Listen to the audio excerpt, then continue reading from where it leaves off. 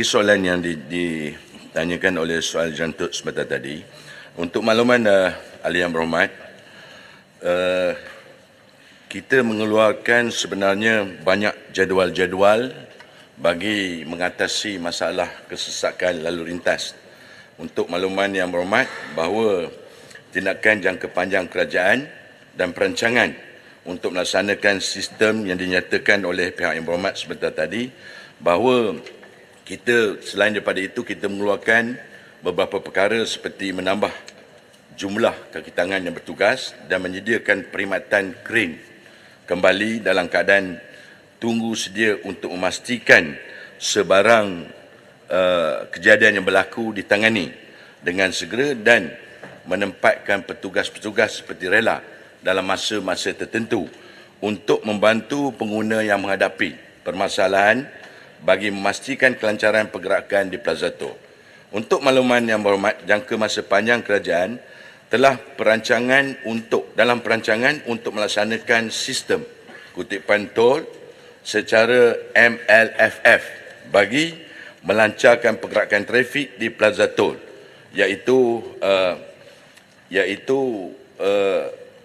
bagi cadangan tersebut yang berhormat, kita telah meluluskan cadangan pelebaran lorong lebuh-raya KLK Kuala Lumpur Karak bermula dari Plaza Tol Gombak ke persimpangan Central Spine Road, iaitu yang bentuk yang akan melaksanakan oleh pihak Aneh Berhad dan selaku pemegang konsesi lebuh-raya KLK, cadangan pelebaran lebuh-raya KL Karak dijangka akan dapat menyediakan lebuh-raya yang selesa, cepat, mudah dan cekap serta menangani isu kesesakan yang sering berlaku di lebuh-raya Karak, terutamanya pada musim perayaan, cuti umum dan hujung minggu. Ketika ini, projek dalam peringkat awalan dan reka bentuk yang terperincinya akan dapat dilaksanakan pada suku kedua 2024. Bagi syarikat konsesi Aneh Berhad telah melaksanakan obligasi mereka untuk memasang lampu di lebuh-raya KLK sebagaimana yang terkandung dalam perjanjian konsesi. Kerajaan juga telah memasang lampu jajaran Gombak ke Terowong Genting Sempah dan pemasangan lampu jalan dari Terowong Genting Sempah ke persimpangan Central Spine Road Bentong adalah termasuk dalam skop kerja pelebaran yang akan dilaksanakan.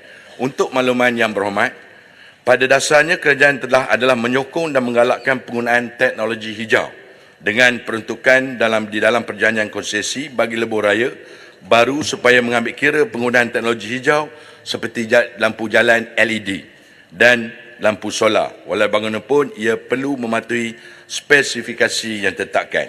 Merujuk kepada perjanjian tanda tangan pihak kerajaan dan syarikat konsesi, secara amnya syarikat konsesi adalah syarikat yang menyediakan kemudahan lampu jalan di lokasi-lokasi berikut. Terima kasih yang berhormat Ketua. Silakan Yang Tut. Terima kasih kepada Tan Sri Yang Di-Pertua dan terima kasih kepada Timbalan Menteri yang sentiasa cemerlang menjawab soalan-soalan daripada rakan-rakan di peringkat pembangkang. Dan kita harapkan Tambun boleh consider lah untuk Timbalan Menteri upgrade jadi menteri kalau ada reshuffle nanti. Tapi jangan bimbang, kalau nak jadi menteri boleh datang ke sini insya-Allah. Yes.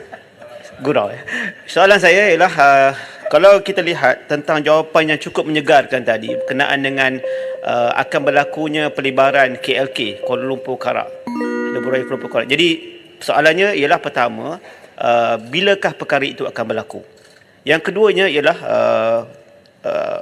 berkenaan dengan SOP repair jalan ini. Adakah pihak kementerian telah menetapkan SOP kepada pengusaha jalan ini untuk tidak melakukan sebarang repair jalan ini berlaku sewaktu-waktu puncak, dan apakah pihak kerajaan berhasrat untuk mewujudkan smart lane untuk jalan raya ini atau lebuh raya ini ketika waktu puncak?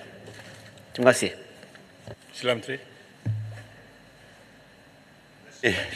Yang berhormat Yang Tut, sebenarnya bagi permulaan kerja-kerja tersebut akan berlaku pada suku kedua 2024 dan dijangka tidak lama lagi, dan perkara ini kita sentiasa memerhati dalam keadaan suasana seperti itu, dan lebuh raya ini adalah lebuh raya penggunaan saya sentiasa ulang-alik sebenarnya termasuk Gerantok, dan kita amat mengetahui dalam keadaan tersebut.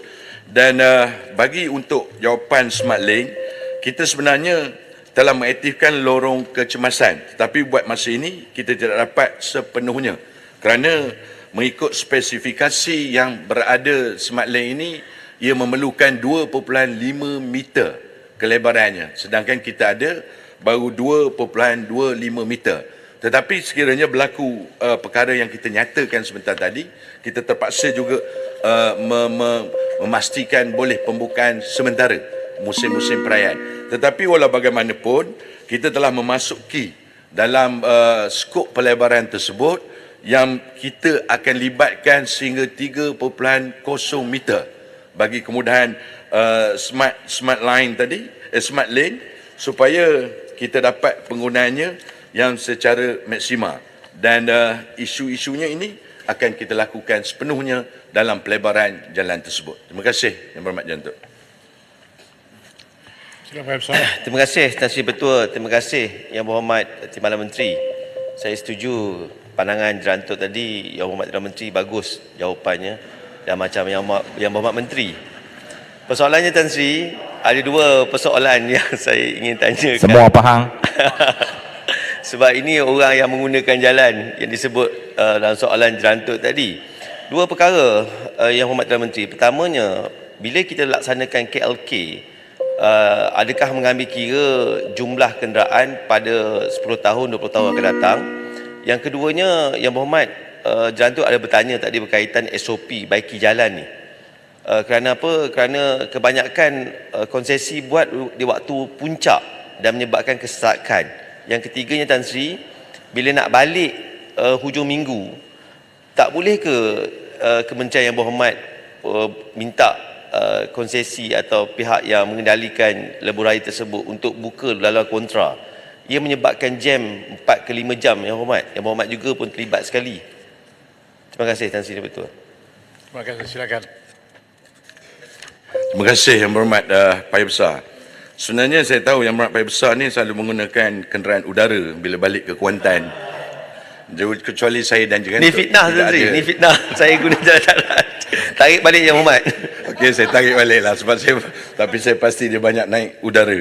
Jadi Yang Berhormat Tan Sri Ketua, sebenarnya ini yang dinyatakan sebentar tadi bahawa kita sentiasa membuat kajian dari semasa ke semasa. Kita tahu sebenarnya kalau hari biasa pun menjelang hari Ahad petang, ia akan menyebabkan laluan daripada Lipis ke, saya tahu dari Lipis ke Kuala Lumpur biasanya 2 jam setengah. Tetapi ia akan makan masa 4 jam disebabkan trafik hujung minggu. Begitu juga sebelah utara, kita tahu sebenarnya. Tetapi walau bagaimanapun, sebab itu perancangan suku tahun 2024, pelebaran akan bermula dan kita jangkakan akan dapat mengatasi permasalahan tersebut yang melibatkan terutamanya tol, pelebaran jalan dan kita mengambil kira juga seperti yang Berhormat Paya Besar katakan sebentar tadi, sekiranya berlaku perkara tersebut kita terpaksa membuka satu laluan lagi. Sebab itu kalau kita tengok kadang-kadang kita terpaksa buka di terowong itu menggunakan satu hala bagi mempercepatkan mereka. Tetapi kenggangan kita apabila sampai saja ke Tol Gombak, dia bermulanya akan kesesakan lalu lintas di Bandar Kuala Lumpur menyebabkan panjang kesesakan tersebut sehinggalah ke Bandar Bentong.